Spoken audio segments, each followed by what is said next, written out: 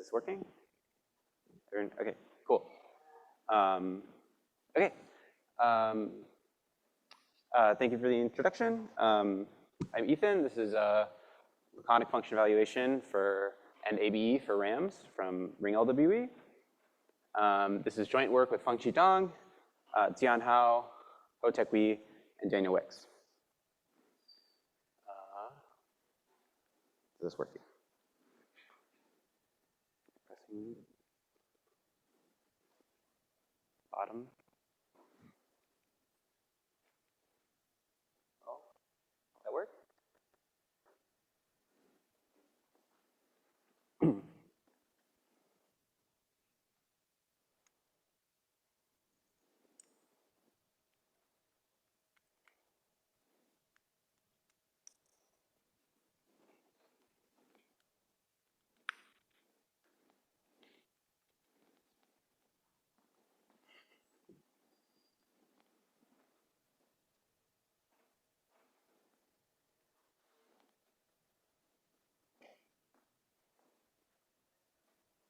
Thank you.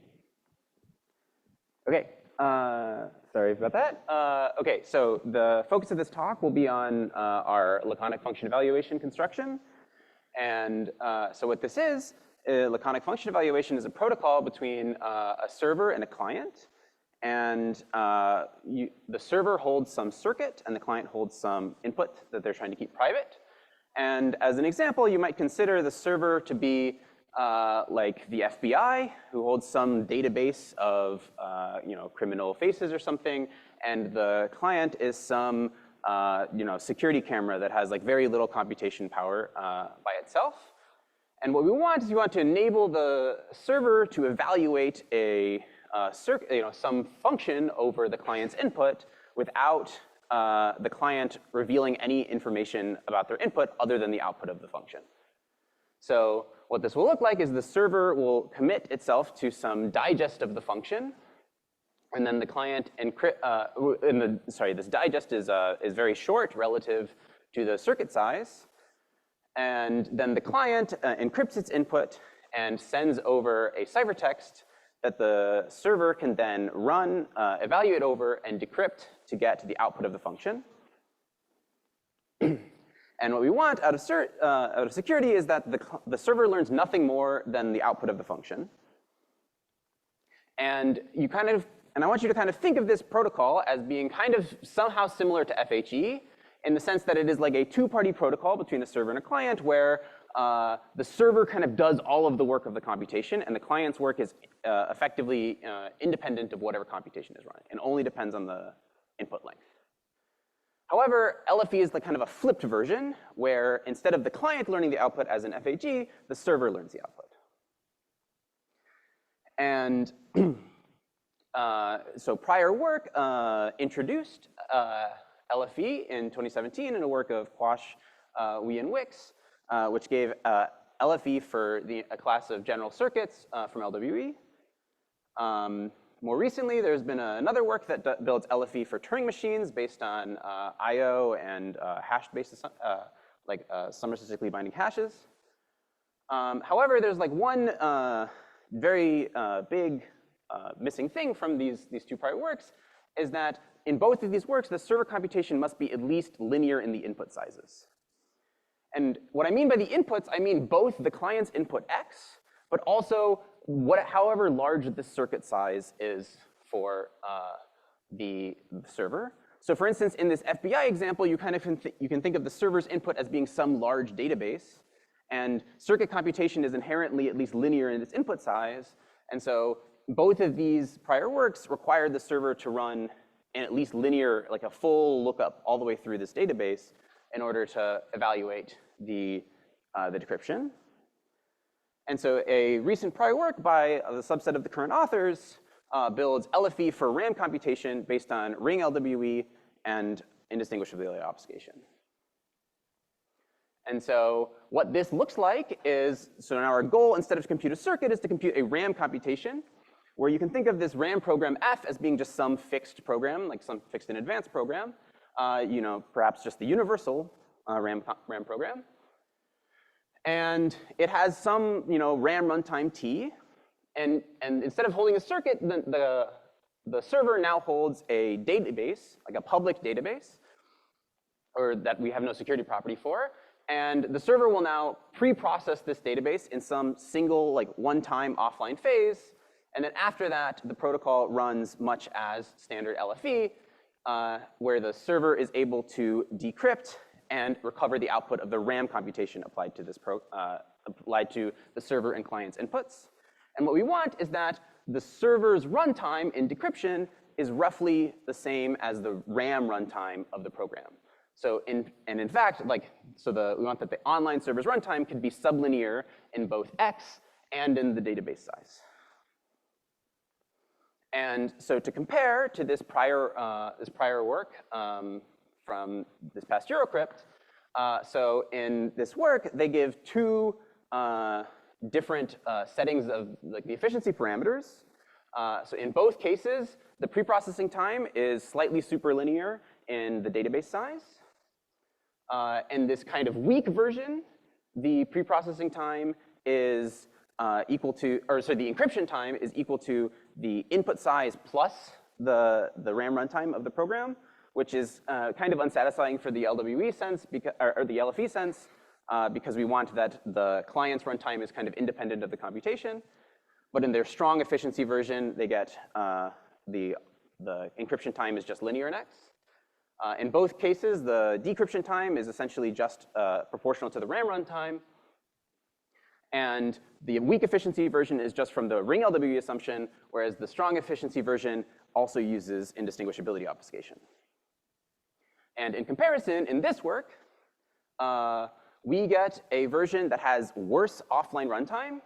So it is slightly superlinear in the circuit size of this RAM computation. So you can kind of transform this RAM program into a circuit, and this circuit will have size roughly t times the database size. And it's slightly superlinear in that parameter. However, online, it is about the same as the strong efficiency version of the prior work, and it is slightly superlinear in X and the RAM runtime for encryption and decryption, respectively. And our assumption is just from ring LWE. We essentially get rid of the indistinguishability obfuscation assumption, and we also will use some circular security. So yeah, kind of the tagline is that it's about as efficient as this prior work offline or online, but offline it's much worse, or somewhat worse. Okay, so how do we actually construct this? So let's go back to this template that was used in the original work constructing LFE, and how did they go about constructing LFE in the first place? So they started by constructing this version called attribute-based LFE, where instead of the client encrypting some value X and having full security over X, the client instead will hold some attribute X and a message mu. And the protocol is much the same, where encryption and the hash and the encryption are much the same. But now the security property is different, where the server evaluates based on the attribute, which is public. And if the circuit accepts the attribute and says that the server is authorized, only then the server learns the message mu. And otherwise, the server learns nothing. And so essentially, what Quash, Wee, and Wix did is they combined this attribute-based LFE with an FHE scheme to essentially hide the evaluation of the attribute to get a fully secure LFE. And to construct attribute-based LFE, they used the system of homomorphic operations from the BGG plus attribute-based encryption scheme from LWE. And so in our context, we're essentially going to follow this same template, where we're going to start by computing a RAM-based attribute-based LFE, where kind of in this context, we'll think of there being like a circuit that computes, or some sort of thing that computes this RAM functionality, and we pre-process that in advance. But aside from that, the security property is the same. And instead of combining with standard circuit FHE, we will combine with RAM FHE. This is the only place in our construction where we use the ring LWE part of our assumption. And the rest, it will just be in normal LWE. And then finally, our main actual technical contribution is to devise a system of homomorphic operations for like these so-called RAM circuits, which I will discuss in just a second. And this is the main focus of our work, and I will spend pretty much the entire rest of the talk just talking about this aspect of our construction. And so to begin, let's remind about the BGG plus system of homomorphic operations to begin with. And so what these are is these are some mechanism by starting with encodings, some form of like LWE style encodings of an input x, and you have some function over some function, and you want to like somehow transform them into an encoding of the output f of x. And so what you start with is you start with kind of LWE matrices, one for each input wire, and you can kind of transform them via some function called eval pk into an LWE matrix that you will use as that will correspond to the output bit of the circuit. And similarly, you have the input values themselves, but also encodings of those input values with respect to the A matrices, the corresponding input wire matrices. And later in that online phase, you can perform some eval CT operation that allows you to recover an encoding of the output. And so specifically, if the encodings, if each of the encodings of the input are like relatively close, if they are adequately encoding the input in this way, then you get an encoding with respect to the same secret and this new A sub f matrix of the output. And just as a note, there will be, as you might expect with this sort of homomorphic operation due to LWE, there is some error growth that depends on the depth of the circuit that computes f. But what BGG plus give is they give an eval pk and eval ct algorithms that both run in kind of time that is proportional to the circuit of f, circuit size of f.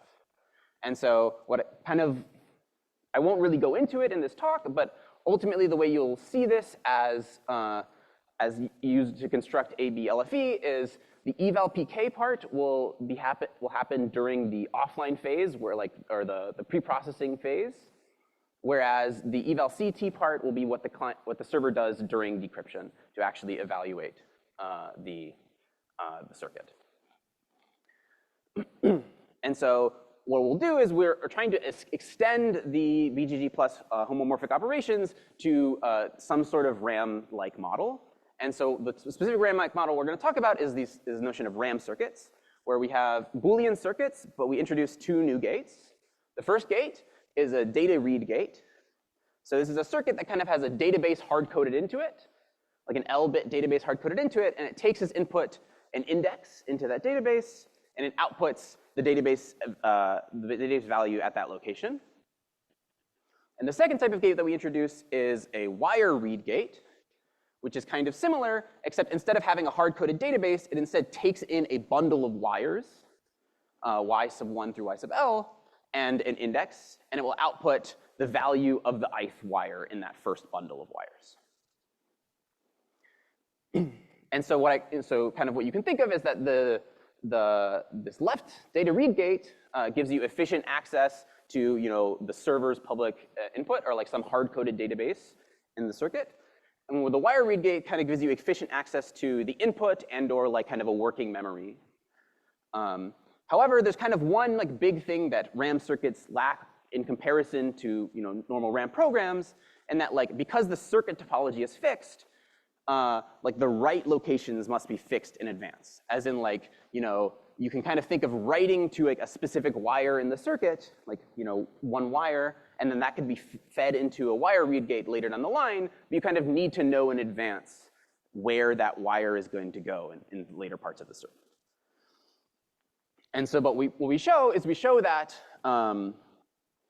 that you can actually convert RAM programs into RAM circuits without much overhead.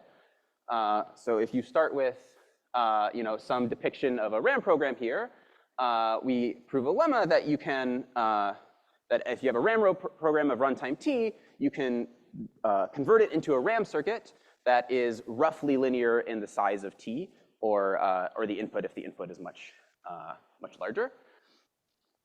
And I mean, and note here that this input of size n, this corresponds only to the number of input wires of the circuit, and actually n here does not have to scale with the size of like the hard-coded databases dB for the data read gates.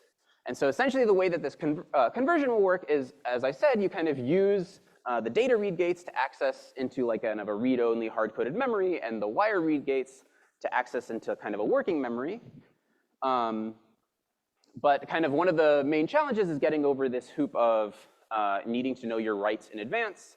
And for this, we kind of use some sort of like ORAM style techniques to, you know, kind of in an amortized way, keep resorting, like kind of introduce, creating kind of an append-only version of a RAM program, and then kind of resorting where all of the outputs are located at standard intervals throughout the computation. And just as a note, the transformation kind of naively yields a RAM circuit that has depth that scales linearly with the runtime of the RAM program. But it is totally possible to do much better if the original RAM program is possible to be parallelized. OK, so now, what do we actually get with respect to these homomorphic operations and RAM circuits? We get some sort of like kind of pre-processing version of these homomorphic operations. And what that will look like is that during eval pk, instead of just outputting this matrix A, eval pk will also output some sort of data structure that then, during eval ct, the data structure can be used to more efficiently compute the output the output encoding. And so what we get is we get that the eval ct with RAM access to the data structure runs in time that is like proportional to the RAM circuit size of f, so you know roughly the RAM runtime. Whereas eval pk will run in time roughly equal to the Boolean circuit size, like so without these RAM gates, or kind of expanding these RAM gates into their natural Boolean circuits. And so how do we do that exactly? The way that we do that is what we want to essentially just apply the BGG plus operations on the D read gates, but somehow speed up eval ct operations. And the crucial fact that we'll use is that the BGG plus operations are linear. And so they're linear in like this specific sense that there is a matrix such that the output encoding is a linear combination of the input or like is the multiplication of this matrix by the input encoding. And this matrix here depends on it depends on the A matrices that are associated with the wires, as well as depends on the actual input that you know. But so the idea is, well, each of these matrices is relatively small. It's just the matrix that multiplies log L many vectors together, and there are only L many total possible inputs. Our idea is that we can just during preprocess pre-compute all of these matrices and just store them. And so there are only L many total inputs, and so we could just run all of this during preprocessing, and it's fine. And so what that would look like, right, is like, so during eval bk, you kind of compute all of these matrices at once, and then during eval ct, you can kind of just do a single matrix multiplication to recover the output of the D read gate. However, there's one problem with this, is that there are L many matrices, and each one kind of takes roughly L time to compute, so you kind of end up with like an L squared term. And in the paper, we show how that you can get just roughly linear in L time. And you kind of compute, you'd use some sort of recursive data structure to compute these on the fly.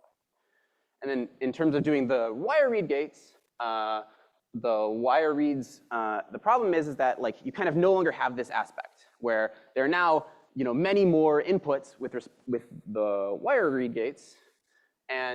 But the nice thing is that the wire read gate actually has like this very nice structure that you kind of only really depend very little on the large wire bundle, and almost all of your computation is only with respect to this small number of wires encoding I. And so the saving grace is that like the actual encoded vector really only depends on one location from y.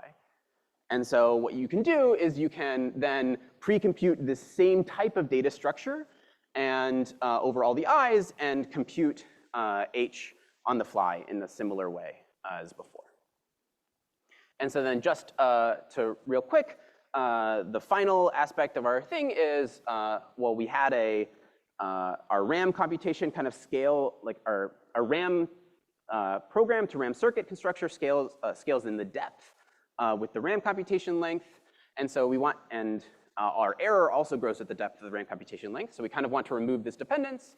And kind of the thing that we're able to use is this recent work of Hsee, Lin, and Luo that showed how to bootstrap homomorphic operations in this same way. And our techniques are completely compatible with their work. And so we're able to apply them. And it kind of ends up working like we kind of set the parameters such that we're able to do one like kind of iteration of the RAM computation and then do bootstrapping and then do one more iteration and kind of keep doing that indefinitely. And so this kind of gets rid of the RAM dependence. And then as one final thing, we also have we have an additional result in that like, well, BGG plus was originally used to get attribute-based encryption, and our techniques are completely compatible with that as well. We build attribute-based encryption for RAM circuits of bounded depth. And so it's mainly the idea is that our preprocessing preserves the linearity of the BGG plus scheme, and thus the lattice trapdoors are preserved as well. And however, as in the HLL scheme, we cannot remove the depth dependence based just on LWE because their bootstrapping does not preserve lattice trapdoors. They used evasive LWE assumptions to kind of get around this, and that would also work in our case, but we didn't go into the details of that in the paper. However, even just the idea of bounded depth still kind of captures the notion of parallelizable RAM computation. Okay, and so just to summarize, we build LFE for RAM programs based only on ring LWE and circular security, where the preprocessing time scales with the circuit size of the RAM computation, but both encryption and decryption are just about linear in the input size and the RAM runtime, respectively. And additionally, we build attribute-based encryption for RAM circuits of bounded depth based only on LWE. That's my talk. Thank you for listening. I'll take any questions. Thanks, Ethan. So just if you have any quick question. If not, let's thank Ethan again.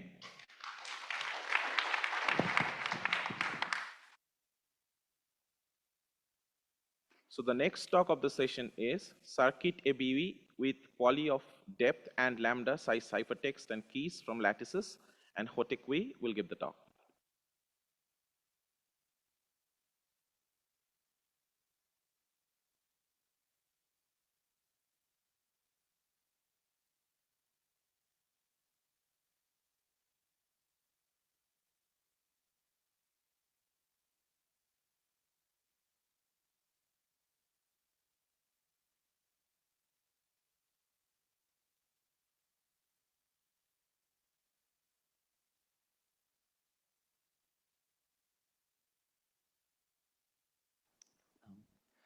All right, so I'll be talking about AB for circuits. First off, my apologies for crashing the stage with this outstanding junior PhD student and researchers, but unfortunately, I am the most junior author on this paper.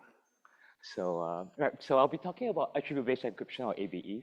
So here we have an encryptor that holds a message mu and a public attribute x and produces a ciphertext. Receivers get secret keys associated with Boolean functions f. And the basic correctness requirement says that decryption is possible if f of x is true, which corresponds to 0 in our setting. And if f of x is false, the ciphertext and the secret key should reveal nothing whatsoever about the message, even in the presence of collusions. So about a decade ago, we had the first construction of ABE for circuits from the RW assumption. I want to say that this work, together with the earlier work on FHE from LWE, really triggered the modern perception of LWE as the go-to assumption that can give you much more than what you can get from pairings and DDH. In particular, the second work, which we'll refer to as BGG+, gives an ABE scheme where the ciphertext size is linear in L, where L is the length of X, or the length of the attribute X, and the secret keys have constant size. And the techniques developed in this work have had a huge impact on lattice-based crypto, as well as the construction of advanced cryptographic primitives.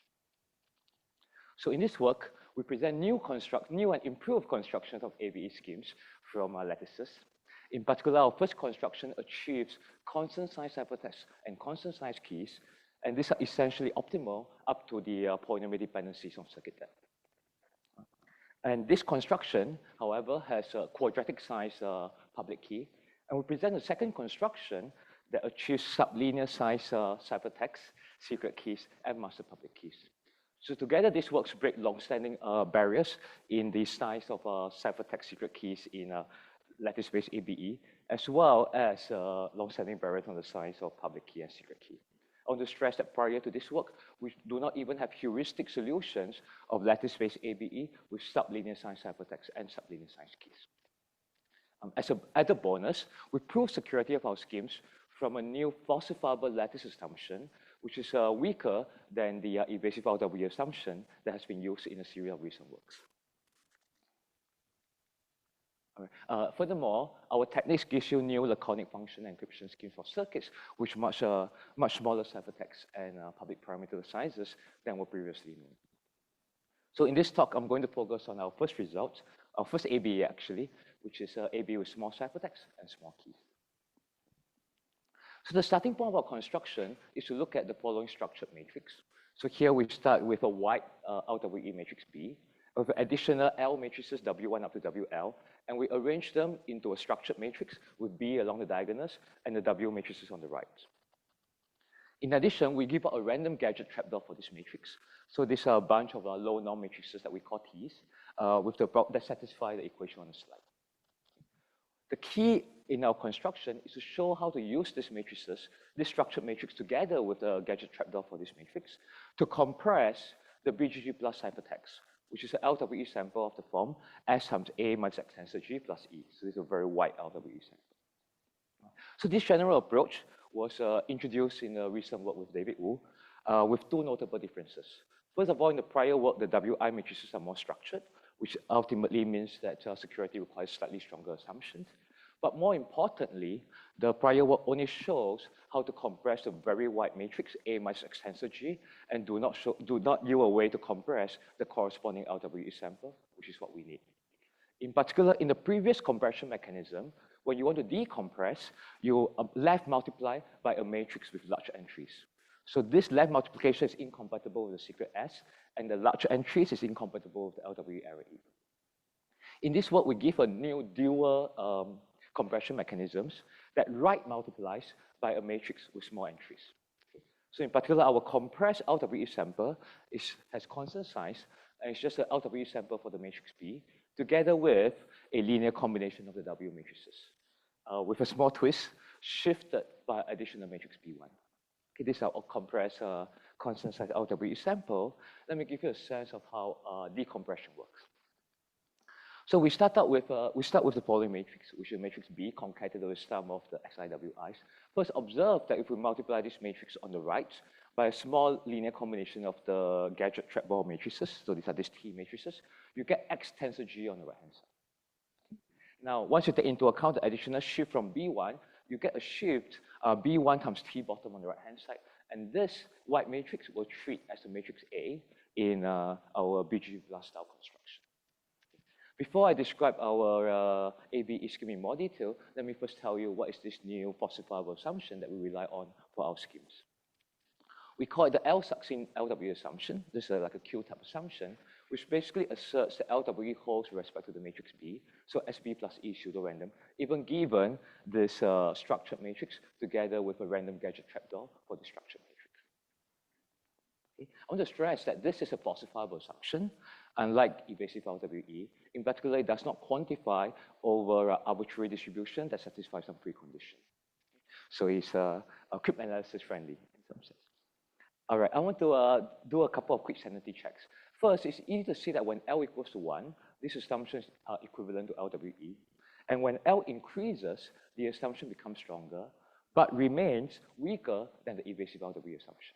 Okay? So the last step, showing that evasive RW implies this assumption requires a bit of work, but I'm going to skip that for this talk.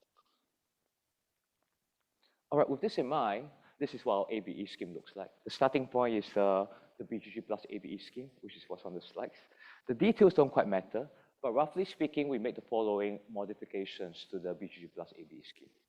The first thing we do is to change the matrix A and replace it with this structured matrix with the B and the Ws, a random gadget trapdoor for this matrix, and then we define A to be B1 times T bottom, as shown on the earlier slide.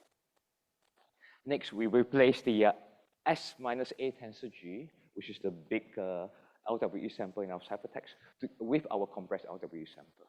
And this is how we get our constant size ciphertext. Our secret keys are exactly the same as the ones from before, except we derive the A sub X matrix from our new A matrix, which is given by B1 times T. So it's actually quite important to get to small master public keys that our A matrix is highly structured and derived from this B1 and T bottom matrix. Now let me quickly say, the security proof. The proof is fairly simple. Basically, the first thing we do is we program the B1 matrix so that B1 plus sum of xiwi is of the form B times small. This allows us to simulate the ciphertext given the challenge from the L succinct LW assumption. And then, basically, by the same decryption correctness equation, this program, the way we program B1 implies that A sub f is going to be of the form B times small minus f of xg. So whenever f of x is false, so f of x is non-zero, this small, the U prime matrix, gives us a trapdoor, which allows us to simulate ABE secret key queries. That's basically the entire proof. Let me give you a quick sense of how our second construction goes. So here, basically, the main bottleneck to our first construction, the main bottleneck to this big public keys, comes from the fact that we have this random gadget trapdoor for this structured matrix. And this gadget trapdoor is going to have size L squared. So the idea is to work with a smaller structured matrix and a smaller gadget trapdoor. So to go from L to the 1/3. This will mean that the trapdoor will have size L to the 2/3. But to compensate for this smaller matrices, we're going to need to increase the width of B1 to L to the 2/3. So this adds up to L to the 2/3. Roughly speaking, we're going to take this slightly smaller structured matrix and compress the attributes, break it up into L to the 2/3 blocks of size L to the 1/3, and compress each of them separately. Okay? And that's basically the whole construction. All right, so to conclude, we present new ABE schemes from a new falsifiable assumption, also new laconic function evaluation schemes. There are three natural open problems. One is to remove the depth dependency, something that's been done in a series of recent works, possibly at the price of stronger circular security type assumptions. The second is to carry out quick analysis of this new assumption. In particular, can we get Chong-style speedups on the Q-type assumptions for Q-type analogs of the Diffie-Hellman type assumptions. So get slightly non-trivial speedup over the best known attacks on the LW assumption. Finally, can you go below this L to the 2/3 parameter size? More broadly, I hope that this work will spur more work on advanced cryptography based on lattice assumptions, falsifiable lattice assumptions such as L succinct LW. So thank you for your attention. But I also want to take this opportunity to pay a quick tribute to my PhD advisor, who showed me how to turn good coffee into good theorems and to relentlessly look for simple solutions to hard problems. Thank you.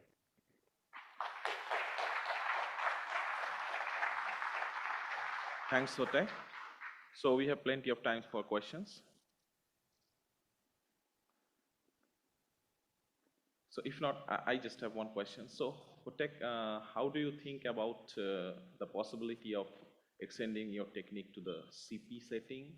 I see. So great question. So the question is, can we hope to extend the techniques to CP setting? That's an excellent question. Also, there are two bottlenecks there. So first of all, first one is to think about, can you get even similar results from evasive LW? So in a CP setting, the state of the art requires evasive LWE, even if you don't require constant size ciphertext and constant size keys. So there are two questions here. One is, can you get small ciphertext and small keys from evasive LWE in a CP setting? So that's the first question. That is probably a little bit more doable, because you can try to apply our compression mechanism to the CP-ABE secret keys. The bigger question is, can you get CP-ABE from falsifiable assumptions? And that's something we don't know how to do, even if we do not require constant size hypertext and constant size keys. Thanks. So are there more questions? Okay, so let's thank Hotek again.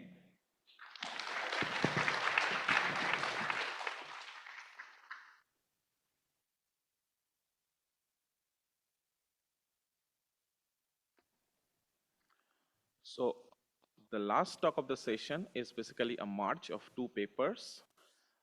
The first paper is reducing the CRS size in registered ABE systems. And the second paper is a modular approach to registered ABE for unbounded predicates. George Liu and Junichi Tomida, who are authors from the respective papers, will share the stage to give this talk.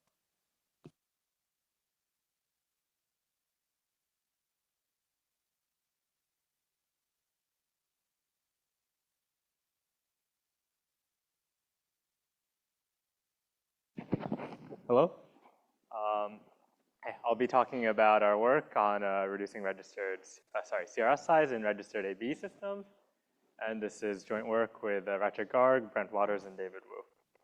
So a little bit of repetitiveness from the prior talk, but our starting point will be this idea of ABE, where we have a generalization of public key encryption where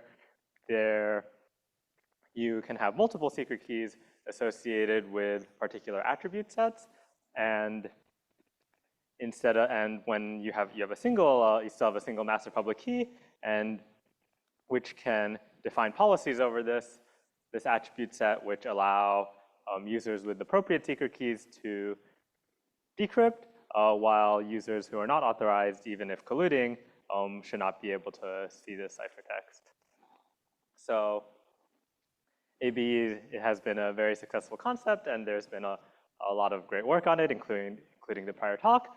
But one sort of practical sort of difficulty in getting people to use ABE is that compared to something like public key encryption, ABE sort of changes the trust model here.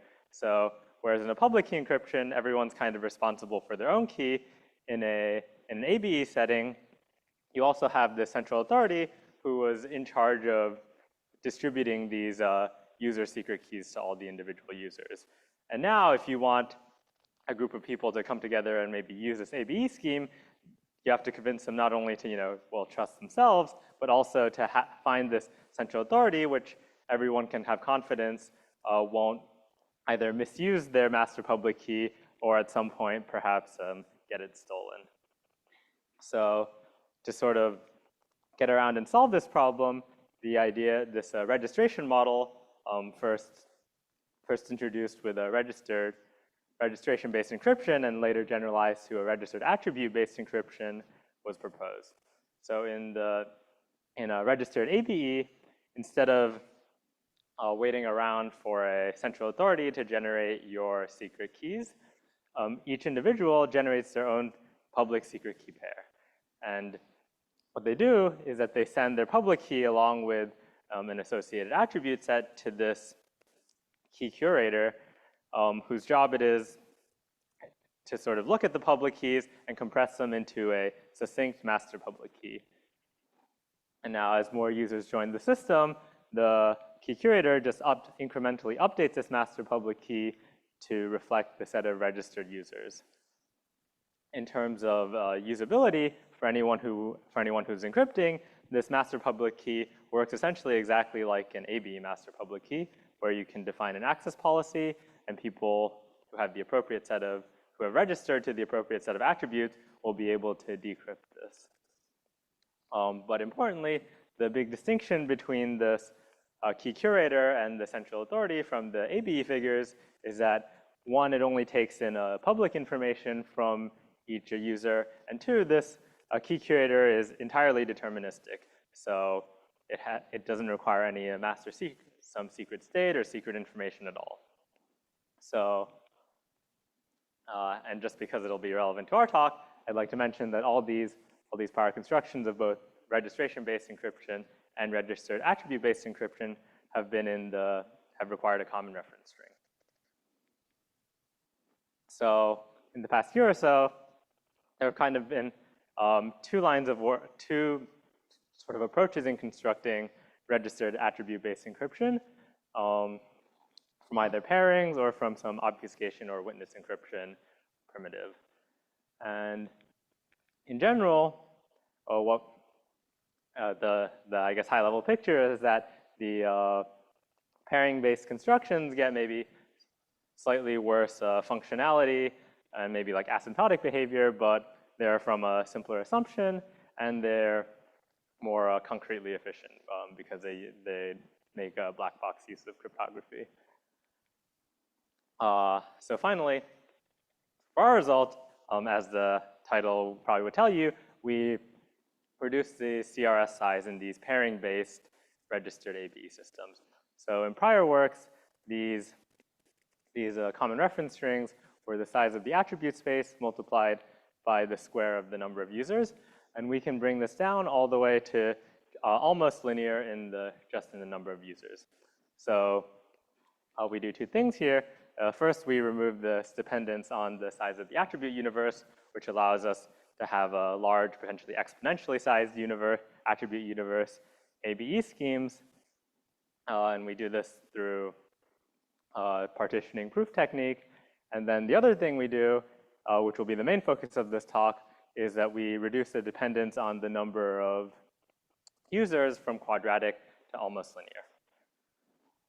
So to discuss our result, first we have to give a picture of why these prior registered ABE schemes have a quadratic CRS to begin with. So this primarily has to do with how they enforce access control over attributes. So in these schemes, there'll be some group elements associated with each user to help them decrypt. In addition, there'll also be some attribute-related group elements. And what we want is that in the ciphertext, if a user doesn't have this attribute, we're going to include these group elements to sort of blind the ciphertext so that they can't decrypt it when they're not authorized. But when they do have this attribute, we're just kind of going to leave it blank, keep it 1, so that it doesn't interfere with the decryption.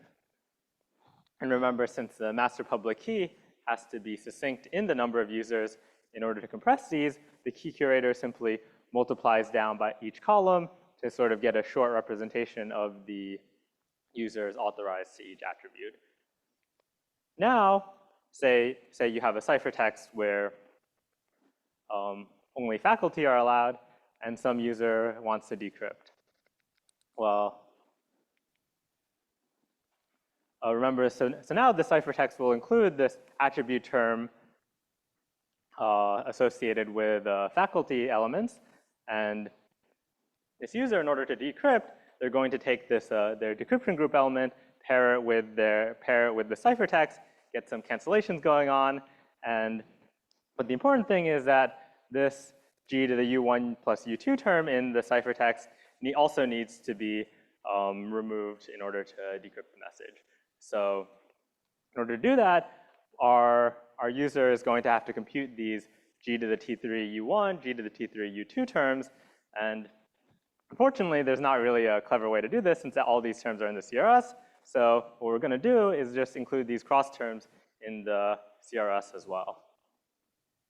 And conversely, if we have a ciphertext which this user is not authorized to decrypt, then the corresponding term should have this self-cross term, right? Because we've included this U3 here, which we should not include and should not be easy to compute by the decryptor. So,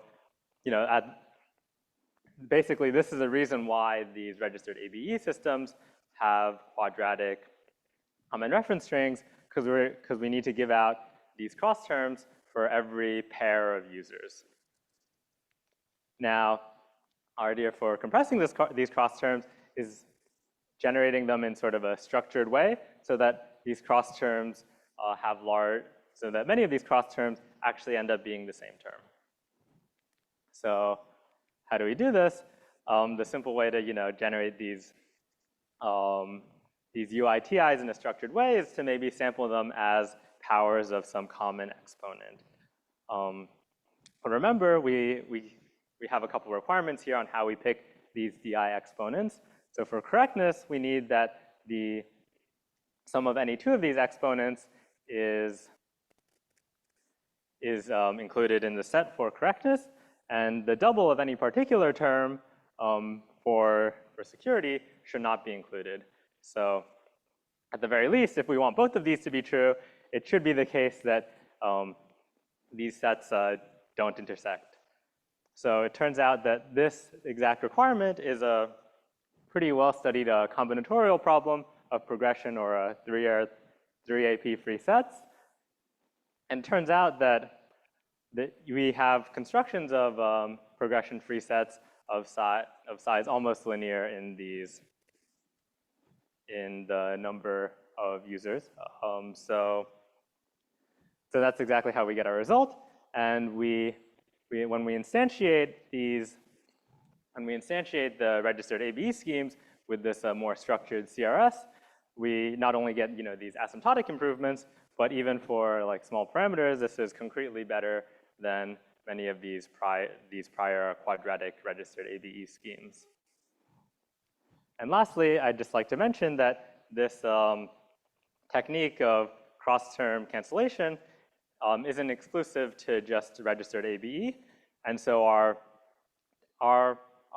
work in showing that this can be compressed using progression-free sets is also more broadly applicable. And in our work, we also show that the batch argument construction by Waters and Wu can also be reduced from a quadratic to a almost linear CRS. Thank you.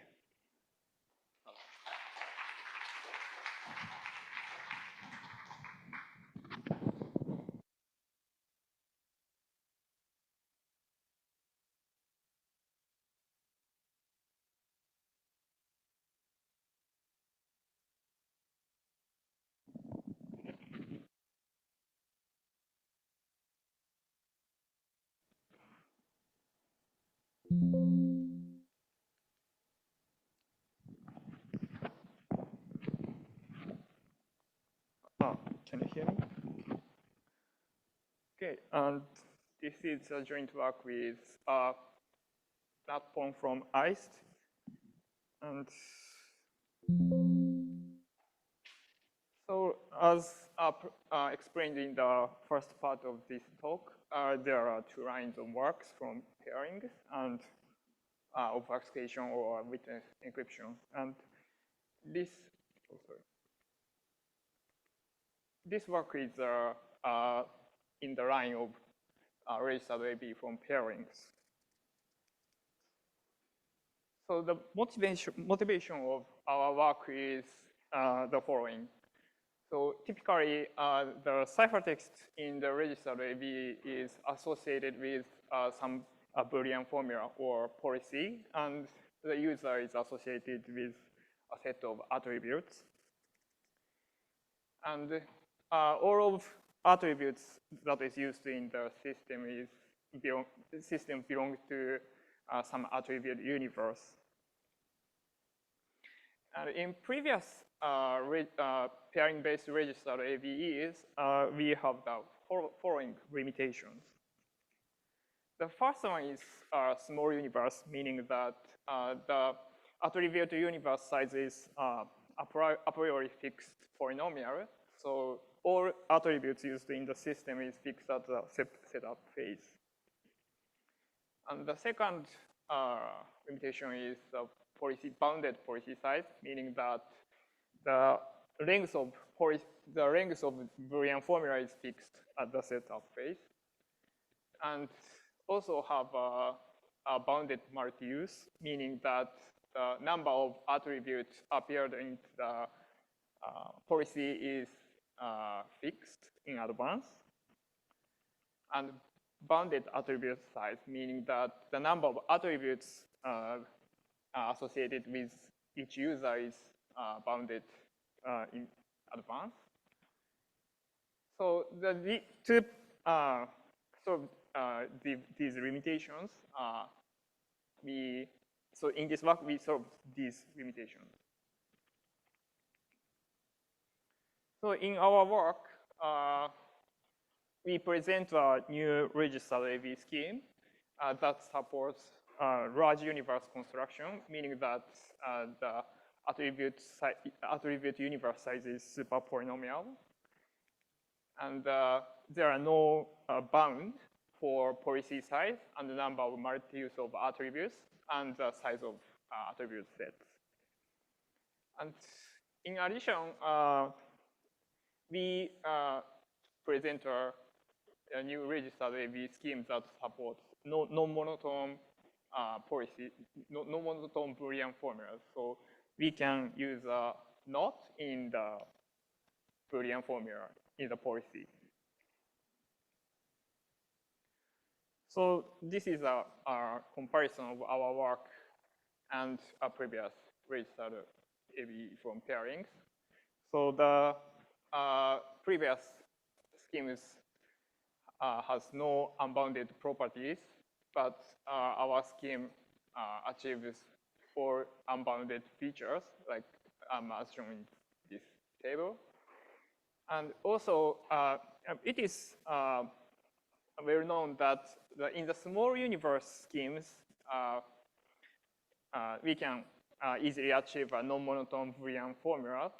But in the large universe scheme, it is not trivial to construct a non-monotone AV scheme.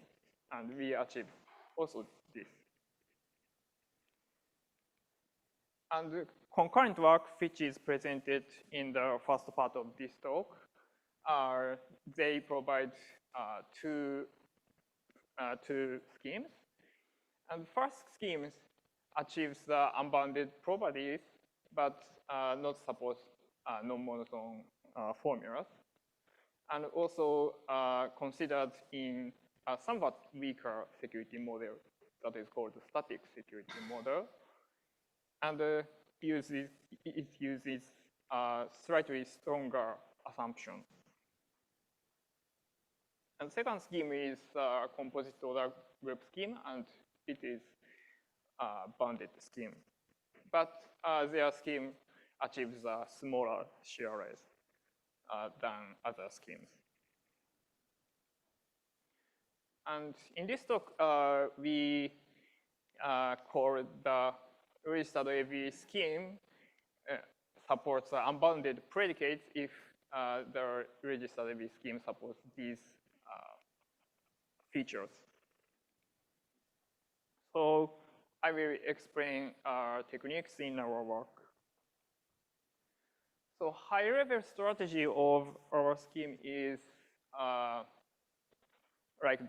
like this. So the starting point of our scheme is the modular approach in the vanilla AV setting, where so Attarpadung and I propose the modular approach to construct a vanilla AV scheme with unbounded predicates.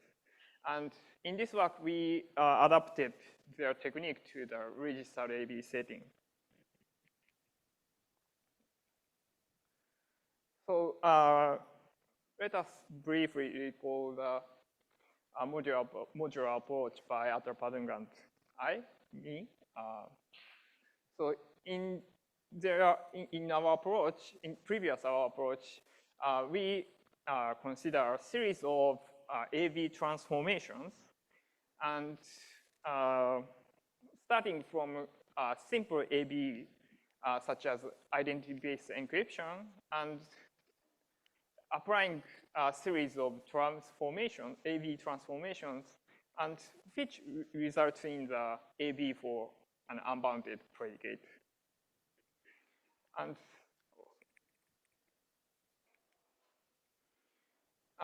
so in this approach, what we have to prove is that the first starting point is secure. So IB is secure.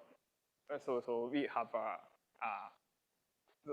what we need is a secure IB, and the series of transformations preserves the security. So then we can prove that the resulting schemes are also secure.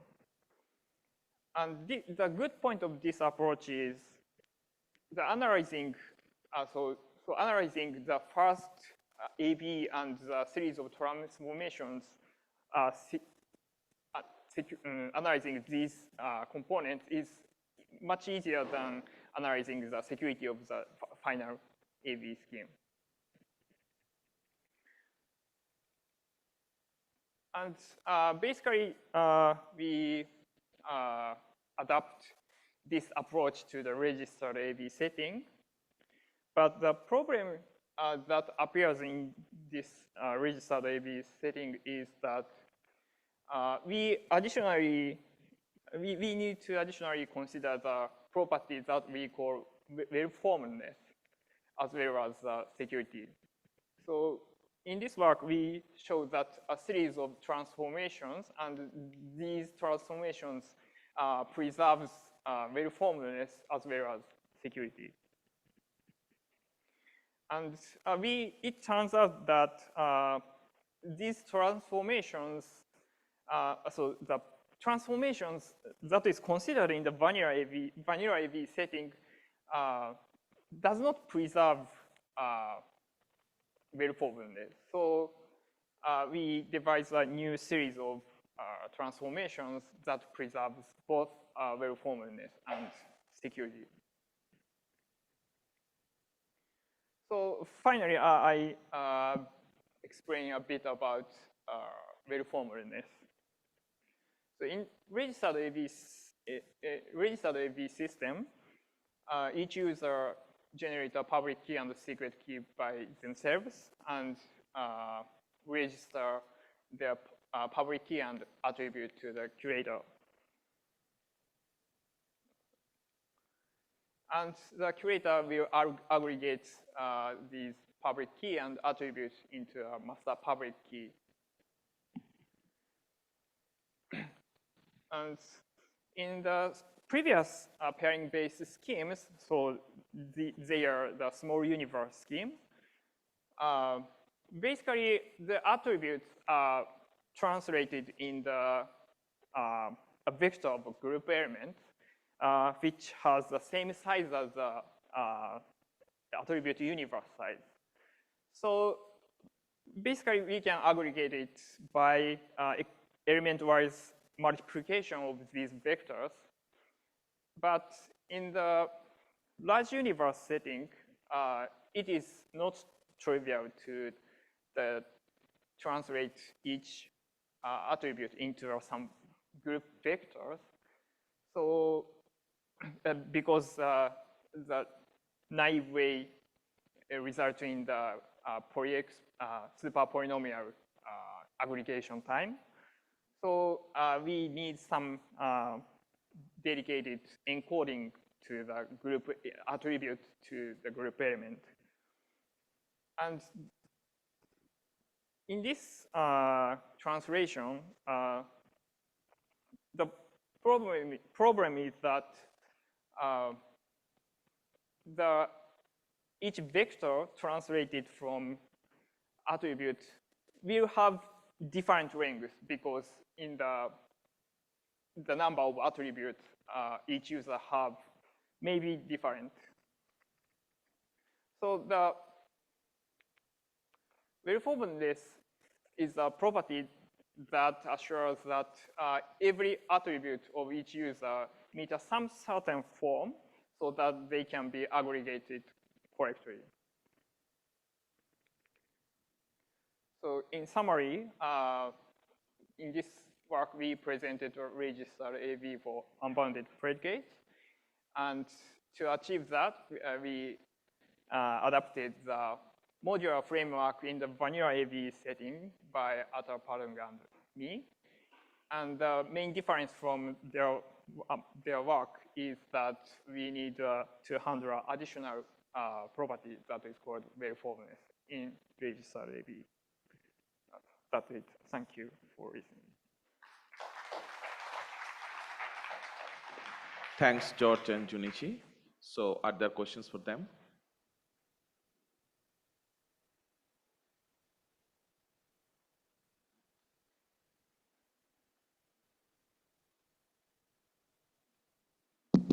Thank you for your talk. So can you apply your modular approach to the first talk of this first part of this talk? So reducing of CRS size, you can make such reduction in your framework, or the obstruction of the application is clear? Actually, I don't think so, because I didn't go in details in this talk, but this work is based on the so-called pair encoding schemes. And I think first, so the work, the first talk is not captured by pair encoding schemes, because somewhat different encode. The first work uses somewhat different encodings from pair encoding schemes. So in some sense, it is future work. Is it right? Future work? So so for example, the first part of this talk can be maybe captured by the pair encoding scheme in future. Maybe it needs some modification of pair encoding scheme, because there is some form in the pair encoding scheme. So it is called some so roam variable and non-roam variable, and maybe I don't remember the word, common variable. But I think the encoding in the first talk cannot be captured by such variables, because there are how to say there are g to the alpha to the something like that. Such variables are not captured by pair encoding schemes. I see. I see. Thank you very much. Thank you. So any more questions? Okay, so let's thank George and Junichi, and also all the speakers of the session again.